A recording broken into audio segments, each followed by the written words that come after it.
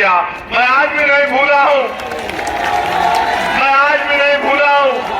यही मुरादाबाद के पास में एक पार्क पे बाबा साहब अम्बेडकर की मूर्ति लगाने की सजा एक नौजवान को मिली थी और पुलिस की गोली से उसको छलनी कर दिया गया था। उसकी माँ उसको अपने पल्लू में रखे रो रही थी और मीडिया से अपील कर रही थी कि भाई चंद्रशेखर आजाद तक संदेश पहुंचा दो कि मेरे बेटे को न्याय दिला दे। चुनाव चल रहा था लोकसभा का, मैंने चुनाव को पीछे छोड़ दिया और मैं यही रामपुर पहुंच के मैंने उस परिवार की आवाज उठाने का काम किया और उस परिवार को न्याय दिलाने का काम किया। सम्मानित साथियों, इतनी बड़ी संख्या में मुझ पे और पार्टी संगठन पे भरोसा करने वाले मेरे साथियों, आप ये जानते हो चाहे 69 या शिक्षक भर्ती का मामला हो या पुलिस की भर्ती का मामला हो या दरोगा भर्ती का मामला हो या पटवारी भर्ती का मामला हो या आपके कोई भी हत्यावाज हो, कभी मैंने आपका साथ नहीं छोड़ा। चाहे दिल्ली में गुरु घर टूटा हो या एनआरसी का आंदोलन हो, जब मुसलमान भाइयों को परेशान करने का काम किया गया और आपकी वोट लेने वाले नेता घरों में घुस गए, चाहे मौलाना कलीम सिद्दीकी का मामला हो, चाहे तबलीगी जमात का मामला हो, चाहे मौलाना साद साहब का मामला हो, चाहे नासिर जुनैद का मामला हो या अखलाक का मामला हो या पहलू का मामला हो या नजीब का मामला हो या कहीं भी कोई जुर्म हुआ हो। और अभी कुछ दिन पहले उत्तराखंड में चाहे वसीम की हत्या हो, जिस तरह का जुर्म बहराइच में हो रहा है, जिस तरह का जुर्म बुढ़ाना में हो रहा है, ये नेता जिनको आपने 37 MP जिनके बना दिए, वो चद्दर तान के एसी में पड़ के सो रहे हैं और चंद्रशेखर आजाद सड़कों में आपकी लड़ाई लड़ रहा है। और कभी कोई शिकायत नहीं, कभी कोई शिकायत आपने नहीं की है। और इच्छा ये है, सिर्फ इच्छा ये है कि जिस तरह देश के अमीरों को सुख सुविधा का जीवन मिल रहा है, इस प्रदेश के और देश के हर गरीब को सुख सुविधा का जीवन मिलना चाहिए। इच्छा सिर्फ इतनी है कि जिस तरह से अमीर अपने बच्चे को प्राइवेट स्कूल में अच्छी शिक्षा दिला पा रहा है, गरीब के बच्चे को भी अच्छी शिक्षा मिलनी चाहिए और गरीब के बच्चों को भी रोजगार की व्यवस्था होनी चाहिए। इच्छा ये है, ज्यादा इच्छा नहीं है। इच्छा ये है जिस तरह अमीर अपने बच्चों का और खुद का इलाज प्राइवेट हॉस्पिटल में करा के अपनी जिंदगी को बचा लेता है, गरीब को भी उतना अच्छा इलाज सरकारी हॉस्पिटल में बहुत कम पैसे में मिलना चाहिए। बहुत बड़ी इच्छा नहीं है। इच्छा ये है कि सदियों से जुर्म सहते आ रहे इन गरीबों के हाथ में भी सुख सुविधा और सम्मान का जीवन आना चाहिए। बहुत बड़ी इच्छा नहीं है। इच्छा ये है कि गांव में काम करने वाली मेरी माँ बहनों को, जिनको भट्टे में काम करना पड़ता है, जिनको कोल्हू में काम करना पड़ता है, जिनको ईंटें उठानी पड़ती है, जिनको फेरी करना पड़ता है मेरे भाइयों को, और जिन पे जाति धर्म के आधार पर जुर्म हो रहा है, ये जुर्म बंद होना चाहिए।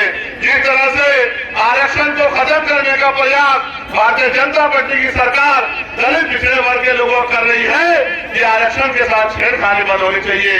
मैंने तो पार्लियामेंट में मांग उठाई थी, आपने सुना भी होगा कि अब समय आ गया है कि निजी क्षेत्रों में SC ST OBC के लोगों के लिए आरक्षण की व्यवस्था होनी चाहिए। ये पाल, प्रजापति, कश्यप, सैनी, मौर्य, साकेत, कुशवा, बिंद, राजगौर, केवट, मल्ला, जाट, गुर्जर, तमाम जातियों के लोग जो पिछड़े वर्ग में आते हैं, जिनके पढ़े लिखे बच्चे बेरोजगार घूम रहे हैं, इनको संख्या के आधार पर आरक्षण मिलना चाहिए। और जो शेड्यूल कास्ट की जातियां हैं, इनको भी संख्या के आधार पर आरक्षण मिलना चाहिए। और सभी का जाति धर्म से ऊपर उठ के सभी का सम्मान होना चाहिए। जिस तरह का जुर्म आज बहन बेटियों पे हो रहा है, मेरी प्यारी प्यारी बच्चियां खड़ी है, डर लगता है कि कोई गुंडा किसी बहन को अपमानित न कर दे।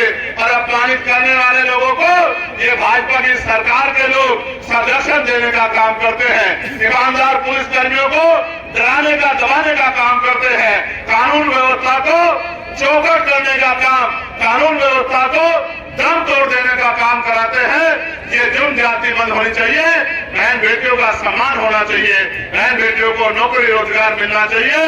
और धर्म के नाम पे जो हिंसा हो रही है, जिस तरह से अन्य धर्मों के महापुरुषों को, पीर को, पैगंबरों को, जिस तरह से गुरुओं को अपमानित किया जा रहा है, उनके खिलाफ हिंसा का माहौल बनाया जा रहा है, उनके खिलाफ अपमानजनक टिप्पणी की जा रही है। और देश को अस्थिर किया करने का प्रयास किया जा रहा है। ये जुल्म जाति भी बंद होनी चाहिए, चाहे अपमान धर्म के आधार पे हो या जाति के आधार पर, ये सब बंद होना चाहिए। और मेरी इस बात को आप कान खोलकर सुन लो, ये सत्ता बदलती रहेगी, आती जाती रहेगी। 75 साल से आप देख रहे हैं, सत्ता आती है, वादे करती है, चली जाती है। उत्तर प्रदेश की भाजपा सरकार ने 2022 में वादा किया था कि अगर हमारी सरकार बनी तो हम किसानों का बिजली का बिल माफ करेंगे। हमारी सरकार बनी तो बहुत कम दामों में बिजली की व्यवस्था करेंगे। हमारी सरकार बनी तो 500 रुपए में सिलेंडर देंगे। हमारी सरकार बनी तो नौजवानों को भत्ता देंगे। बताओ मेरे नौजवान साथियों, भत्ता मिलता है क्या? नौकरी मिलती है क्या? रोजगार मिलता है क्या? और तो और रोजगार की आवाज उठाने जाओगे तो लाठियों से पीटने का काम करवाया जाएगा। अपने हक की आवाज उठाने जाओगे तो जेल में बंद करने का काम किया जाएगा। और छोटे छोटे चुनाव में, गन्ना सोसाइटी के चुनाव में इन्होंने किसानों के पर्चे फड़वा दिए, किसानों पर जुल्म किया। और मुझे तो पीड़ा इस बात की है कि जिन पे जुल्म हो रहा है वो चुप्पी थाम के बैठे हैं। अब वक्त आ गया है कि गुलामी की बेड़ियां काट दो। अब वक्त आ गया है कि एकजुट होकर अपनी ताकत बना लो। अब वक्त आ गया है कि अपने अधिकारों की लड़ाई खुद लड़ो। अब वक्त आ गया है कि अपनी वोट से और वोट की चोट से अपने ऊपर हुए के जुल्म का हिसाब दो। नौजवान साथियों, आप ये जानते हैं, ये नीला पट्टा ये आत्मसम्मान का स्वरूप है। ये नीला पट्टा समानता का स्वरूप है। ये नीला पट्टा बाबा साहब अम्बेडकर का रूप है। इस नीले पट्टे वालों को तय करना होगा कि संविधान विरोधी ताकतों को जमीन हमें करना पड़ेगा, इनको धूल चटानी पड़ेगी और अपने हाथ में राजनीतिक व्यवस्था देनी पड़ेगी। आज पुलिस के साथी यहाँ ड्यूटी कर रहे हैं, मैं इनके लिए भी चिंता करता। मैंने इनके लिए भी पार्लियामेंट में मांग उठाई कि इनको 8 घंटे की ड्यूटी इनको मिलनी चाहिए और सप्ताह में 1 दिन छुट्टी इनको मिलनी चाहिए। और बॉर्डर स्कीम से जो है, जिस तरह से इनको परिवारों से दूर रहना पड़ता है, तो बॉर्डर स्कीम भी खत्म होनी चाहिए। ये सरकार तो नहीं करेगी, लेकिन मैं पुलिस के साथियों को कहना चाहता कि आप चिंता मत करो, हमारे लोग मेहनत कर रहे हैं और आने वाला कल हमारा होगा। इन कमजोरों का होगा, गरीबों का होगा। आप देखना, आपकी मांगों को भी पूरा करने का काम हम लोग करेंगे। चाहे आशा बहनें हो, आंगनबाड़ी बहनें हो, भोजन माता हो, हमारे होमगार्ड के साथी हो, पीआरडी के साथी हो, ग्राम रोजगार सेवक हो, सबके वेतन वृद्धि की मांग मैंने पार्लियामेंट में उठाने का काम किया। और जो जो जुल्म हो रहा है, चाहे किसानों पे या पहलवान बेटियों पे, सबकी लड़ाई लड़ने का काम किया। लेकिन आज जिस तरह से दिल्ली में खड़े होके मैं आपके मुद्दों के लिए, आपके हकों के लिए लड़ रहा हूँ, असेंबली में एक आदमी मेरे पास नहीं है कि वो इस तरह से लखनऊ में मुख्यमंत्री से आंख मिला के आपकी लड़ाई लड़ने का काम करे, आपके लिए सवाल करने का काम करे, मुख्यमंत्री जवाब मांगने का काम करे। बुजुर्गी के मेरे साथियों, आप नहीं चाहते कि हमारी ताकत और बढ़नी चाहिए? बताओ, चाहते हैं नहीं चाहते हो? ये आपके हाथ में है। अगर आपने ठान लिया और जिस तरह से हमेशा मेरी एक आवाज पे आपने खड़े होके ताकत देने का काम किया है, मैं आपको वचन देके कहता हूँ, इन जुल्म करने वालों को भागने की जगह भी नहीं मिलेगी। मेरी बात को आप याद रखना। अगर आपने ताकत बना ली, आज जो जुल्म कर रहे हैं ये पिंजरों में जाके बैठ जाएंगे। आज जो गरीबों की खाल उधेड़ रहे हैं, ये अपनी खाल की रक्षा करते घूमेंगे अगर आपने समझदारी दिखा दी।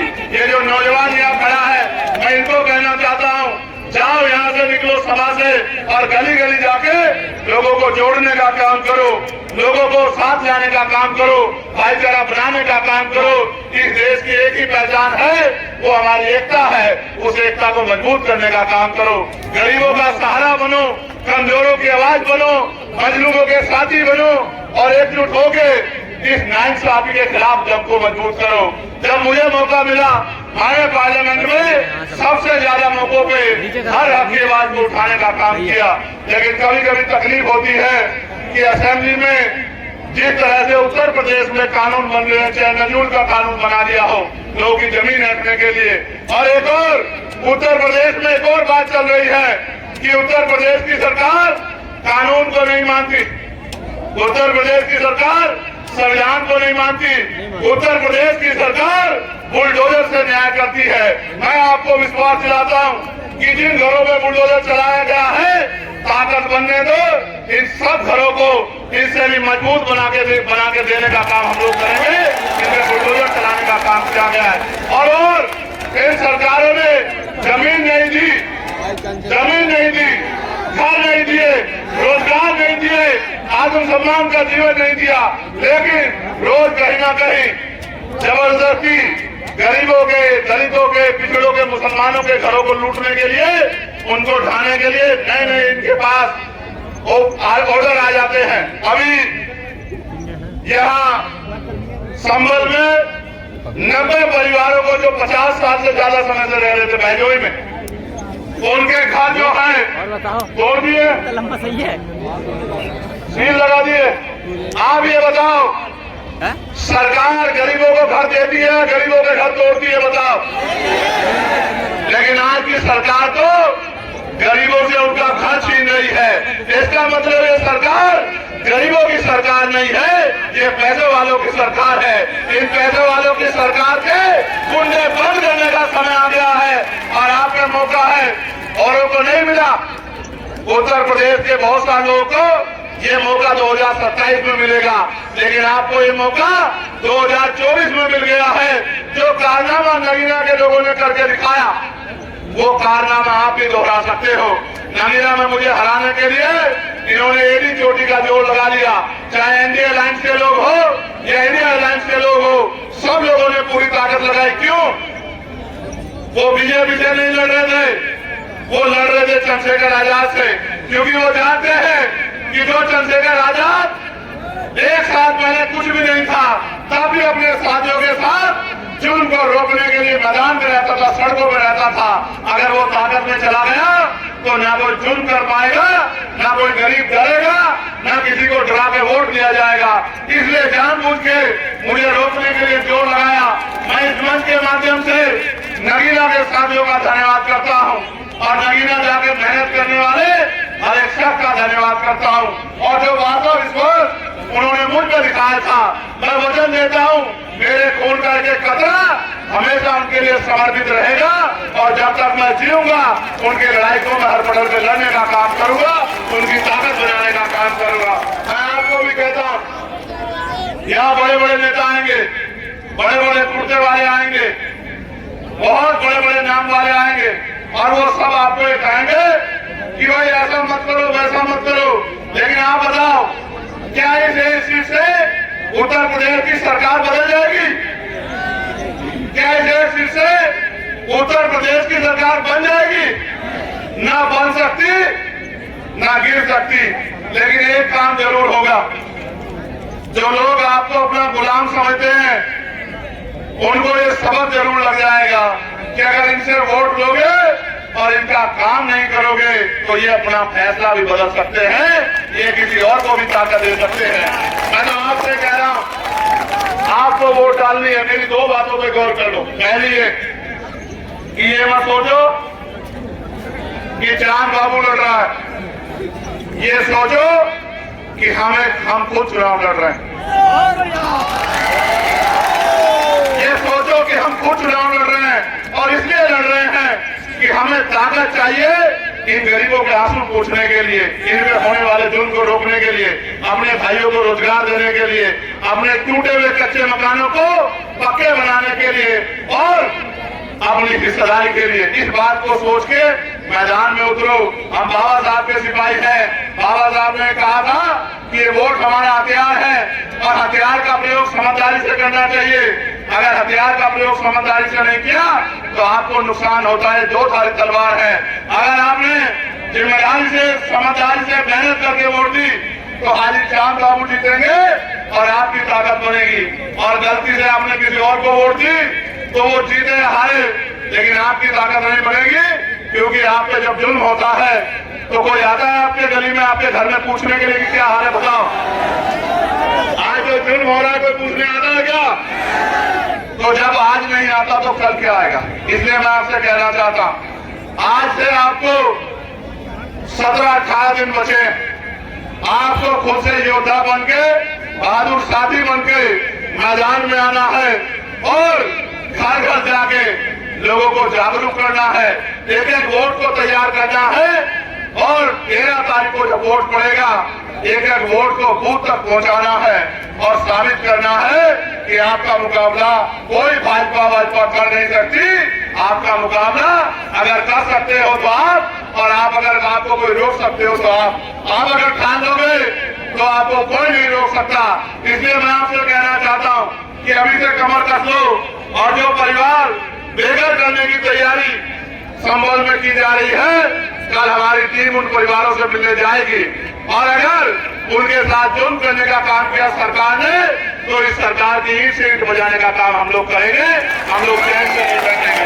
मैं आपको ये भी कहना चाहता हूँ, लोकल क्षेत्र यहाँ के क्षेत्रीय तौर पे कई समस्याएं मेरे सामने आई है।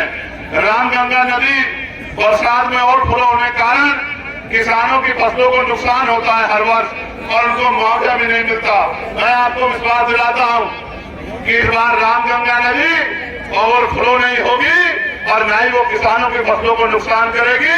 आप अपने वोट का फैसला आजाद समाज पार्टी के पक्ष में रखना, अधिकारियों को वहां ले जाके उस परेशानी को हल करने का काम चंद्रशेखर आजाद कराएगा, ये मैं आपको विश्वास दिलाता हूँ। कागन नदी, जेतिया, फिरोजपुर, मल्लूपुरम में पुलिया की व्यवस्था नहीं है, जिनकी वजह से लोगों को आने जाने में काफी मुश्किल का सामना करना पड़ता है। ये छोटी समस्याएं हैं, लेकिन मैं इसलिए आपके आगे कह रहा हूं कि आपके नेताओं को सोचना चाहिए कि उन्होंने आज तक इस क्षेत्र में क्या किया है। ये पुलिया भी वो बनवा नहीं पाए और लोगों की परेशानियां भी हल नहीं कर पाए। दोनों ब्लॉक कुंदरकी व मुंडा पांडे में अस्पताल की व्यवस्था बहुत खराब है। वहां अस्पताल तो है लेकिन अस्पताल ना होने के बराबर है। साथ साथ डिंगरपुर रोड में लगभग 10 वर्षों से खराब है, जिसके कारण आए दिन हादसे होते रहते हैं। हर वक्त कई लोगों की मौत होती है। तो आप ये महसूस करो, जिनको आपके बनने से फर्क नहीं पड़ता उनको आपके रोटी रोजगार की चिंता होगी क्या? होगी क्या? तो फिर आप समझो कि ये कुर्सी में बैठे लोग आपके नहीं हैं। और आधार कार्ड संशोधन के लिए मुरादाबाद में बहुत लंबी लंबी लाइनें लगती हैं। दोनों ब्लॉक कुंदरकी और मुंडा पाड़ा में आधार सेंटर होना चाहिए। ये मैं विधायक जी से कहूंगा कि जनता आपको मौका देगी, 2 नहीं 200 सेंटर इस क्षेत्र में बनवा देना कि आगे जनता को परेशानी ना हो। हम मैं आपसे कहना चाहता हूं कि आप चाहते हो कि मुझे आपकी सेवा करने का मौका मिले? हाथ उठा के बताओ, दोनों हाथ उठा के बताओ जो लोग चाहते हैं।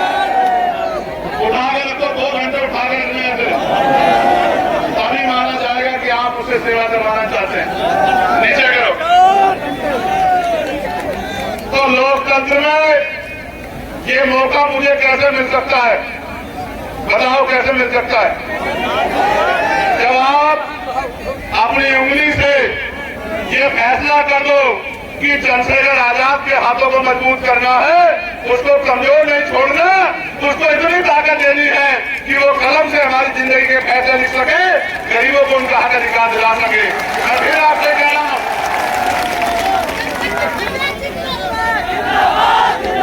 मेरी तरफ गौर से देखो, मेरी तरफ गौर से देखो, बताओ तुम में और मुझ में कुछ अलग अलग है क्या? तुम और मैं एक जैसे हालात से आए निकल के। आपने मेहनत करके अपने खून पसीने का 1-1 रुपया लगा के मुझे जिताकर लोकसभा भेजने का काम किया, लेकिन जब से मैं लोकसभा गया हूं, बताओ क्या एक दिन भी आपने चैन से बैठा देखा? कोई ऐसा मामला देखा जहां मेरी जरूरत पर मैं ना पहुंचाऊं? मैं आपसे फिर ये कह रहा हूं, मैंने 16 महीने जेल काटी। याद है नहीं याद है आपको? क्या मेरे घर का झगड़ा था? मैंने दिल्ली में 2 बार तिहाड़ काटी। एक बार जब गुरु घर टूट गया था तब, और दूसरी बार एनआरसी में, जब इस प्रदेश का नहीं पूरे देश का मुसलमान अपने आप को तना अकेला महसूस कर रहा था और जिनको वोट देता था वो फोन भी नहीं उठाते थे, दरवाजे नहीं खोलते थे। जब सब लोग, और उसमें भी माए बहनें सड़कों में बैठी थी इस उम्मीद से कि कोई उनकी आवाज बोलेगा, तब ये अकेला चंद्रशेखर आजाद और भीम आर्मी थी जिसने सड़कों को नीला करके ये विश्वास दिलाने का काम किया था कि आप अकेले नहीं हो, हम सब लोग आपके साथ। आपको याद होगा जब किसान आंदोलन कर रहे थे, उन किसानों के लिए 13 महीने सड़कों पे हमने खून पसीना बहाने का काम किया। आपको याद होगा जब पहलवान बेटियां इस भाजपा सरकार से लड़के वहां जंतर मंतर पे आंदोलन कर रही थी, तो उनकी आवाज उठाने के लिए आपका यही बेटा चंद्रशेखर आजाद, आपका भाई मैदान में खड़ा था। आपको याद होगा कि जब मैंने चाचा गोलियां खाई, याद है नहीं याद है, जब आपने खून से होली खेलने का प्रयास किया गया था, आपके भाई को मारने का प्रयास किया गया था, भूल तो नहीं गए हो। और इन्हीं सरकार के लोगों ने मजाक बनाने का काम किया था। आपने साबित कर दिया कि ये गरीब अमीरों के भरोसे नहीं है, आपने नगीना में साबित कर दिया। लेकिन मैं आपको वचन देता हूं कि मैं भी जब तक चैन से नहीं बैठूंगा, जब तक मेरी हर मां बहन ये महसूस न करे कि वो इस देश में इज्जत की जिंदगी और सुख सुविधाओं की जिंदगी प्राप्त कर चुकी है, तब तक मैं चैन से नहीं बैठूंगा। जब तक चाहे जैन हो, चाहे बौद्ध हो, चाहे सिख हो, चाहे ईसाई हो, चाहे मुसलमान हो, चाहे किसान हो, चाहे नौजवान हो, जब तक उनकी परेशानियों को हम लोग खत्म नहीं कर देते, तब तक हम लोग चैन से नहीं बैठेंगे। मैं धन्यवाद दूंगा हमारी प्रदेश की टीम का, हमारे मंडल के जिले के नेताओं का, मैं धन्यवाद दूंगा हमारी महिला नेताओं का, लेकिन मैं सबसे ज्यादा धन्यवाद दूंगा लड़की की महाजनता का, किसी तरह आज उन्होंने इन बड़े बड़े दलों के सामने मेरे हौसले को मजबूत किया है। मैं वचन देके कहता हूं मेरे खून का आखिरी कतरा भी आपके काम आएगा। और जो साथी यहाँ मेहनत कर रहे हैं, उन्होंने मुझे वादा किया था कि आप चांद बाबू को मौका दे दो, हम दिन रात एक कर देंगे। आप सोचो होगा क्या अगर आपने इस विधानसभा को जिता दिया, क्या होगा पता है आपको? क्या होगा आपको पता है? मैं बताता हूं क्या होगा। जो अधिकारी कर्मचारी आज आपकी सुनते नहीं है ना, आप लिख के रख लो, 13 तारीख को वोट पड़ेंगे, 23 में परिणाम आएगा, 24 में वो अधिकारी जब आप अपनी परेशानी लेके जाया करोगे तो वो आपको खड़े होकर नमस्कार करके बुलाया करेंगे कि आइए भाई अपनी परेशानी बताइए। पूछो क्यों, पूछो क्यों, पूछो क्यों? क्योंकि उनको ये पता लग जाएगा कि अब समय बदलने वाला। आज इनको दफ्तरों से रोक रहे हो, कल उनका आदमी, कल उनका भाई इतना ताकतवर हो जाएगा कि एसपी कौन लड़ेगा, डीएम कौन लड़ेगा, कमिश्नर कौन लड़ेगा, उसकी कलम से फैसले होंगे। तो अब हमें इन लोगों को परेशान नहीं करना है, अब हमें इन लोगों की सुनवाई करनी है, इनकी मदद करनी है, इस बात का एहसास उनको हो जाएगा। और आप याद रखना, आज कह रहा हूं इस मंच से, आज कह रहा हूं 2025 शुरू होने दो, इतनी मेहनत करूंगा, इतनी मेहनत करूंगा, अपने साथियों के साथ मिलके गांव गांव जाऊंगा, गली गली जाऊंगा, कस्बे कस्बे जाऊंगा, विधानसभाओं में जाऊंगा, बूथ के साथी को, सेक्टर के साथी को, विधानसभा के साथी को उनके साथ बैठ के रूखी सूखी खा के जैसे बिस्तरे पे वो सुलाएंगे, कच्चे में पक्के में उनके साथ रह के अगले 2 साल इतनी मेहनत करेंगे कि 2027 में इस भारतीय जनता पार्टी की सरकार को उखाड़ के फेंक लेंगे। मेरी बात इसलिए आपसे कहना चाहता हूं, इनके बाद एक रास्ता है कि ये मेरा जीवन खत्म कर दें, क्योंकि जीते जी मैं इन पर रुकने वाला नहीं, और वो नोट नहीं बना दो चंद्रशेखर आजाद को खरीद ले, याद रखना। वो नोट नहीं बना जो चंद्रशेखर आजाद के रास्ते को रोक दे, लेकिन मेरी ताकत तो आप ही हो, मेरे पास आपके अलावा क्या है? उनके पास बड़ा बड़ा मीडिया हाउस है, बड़े बड़े नेता है, मेरे पास तो मेरे नेता लोग ये खड़े हैं, मेरे पास कौन से हो? मेरे तो मुख्यमंत्री भी आप हो, मेरे तो मंत्री भी आप हो, विधायक सांसद भी आप हो, मेरे पास तो आपके अलावा कुछ नहीं है। मैं बहुत सपनों में नहीं रखना चाहता, मैं आपसे कहना चाहता एक बार इस लड़ाई का लड़ने का मौका मुझे दो, और फिर बताना जो काम 5 साल में हम कर जाएंगे पिछले 50 साल में नहीं होगा और अगले 100 साल में नहीं कोई कर पाएगा। मेरी बात को आप याद रखना। ऐसे स्कूल बनाएंगे, ये नौजवान साथियों सुनो, ऐसे स्कूल बनाएंगे कि प्राइवेट स्कूल की तरफ कोई गरीब देखेगा नहीं, अमीर भी नहीं देखेगा, सरकारी स्कूल में अपने बच्चों को लेकर आएगा। ऐसे स्कूल बनाकर दिखाएंगे, ऐसे हॉस्पिटल बनाकर दिखाएंगे कि प्राइवेट की तरफ कोई झाड़ेगा नहीं, सरकारी अस्पताल में लोग अपना इलाज कराने आएंगे और तो प्राइवेट हॉस्पिटल का डॉक्टर भी सरकारी अस्पताल में इलाज कराने आएगा। ऐसी सड़कें बनाएंगे, ऐसी सड़कें बनाएंगे कि सड़कों को देख के ऐसा लगा करेगा कि ये सड़क है या फर्श है। मेरी बात को आप याद रखना। ऐसे नियम और कानून बनाएंगे कि गरीबों को कोई सता नहीं पाएगा। ऐसी व्यवस्था करेंगे कि धर्म और जाति के आधार पर कोई किसी मजहब का, कोई किसी व्यक्ति का शोषण नहीं कर पाएगा। ऐसी कानून व्यवस्था देंगे कि कोई किसी गरीब की बच्ची की तरफ आंख उठा के नहीं देख पाएगा। मेरी बात को आप याद रखना। ऐसा माहौल देंगे कि नौजवानों को उद्योग लगा के रोजगार देंगे, कुटीर उद्योग लगा के महिलाओं को रोजगार देंगे और सबको लेके आगे बढ़ेंगे। पूरे प्रदेश को ताकत देने का काम करेंगे। लेकिन शुरुआत आप बुजुर्गी में करा देना और बुजुर्ग से रिजल्ट देके भेजना और एहसास करा देना कि आने वाला समय आजाद समाज पार्टी का है। बहुत बहुत धन्यवाद। जय भीम, जय भारत, जय संविधान, जय मंडल, जय जोहार। और ये देख रहे हो ये क्या है? ये केतली तो है लेकिन ये अलादीन का चिराग भी है। इसे वोटों से भर देना और जब 13 तारीख को वोटों से भरोगे तो 23 तारीख को जब भी ढक्कन खोला करोगे तो इसमें से अलादीन के चिराग में से जो निकलता है वो चांद बाबू के रूप में निकला करेगा।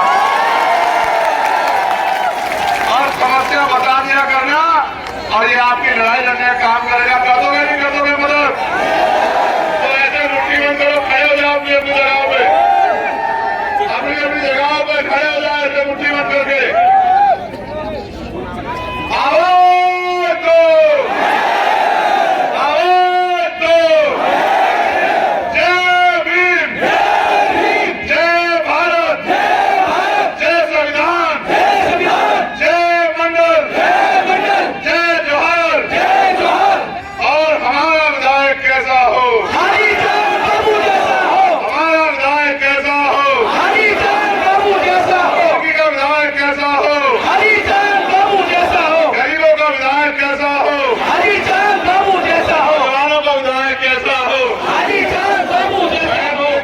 सम्मान करने वाला विधायक कैसा हो,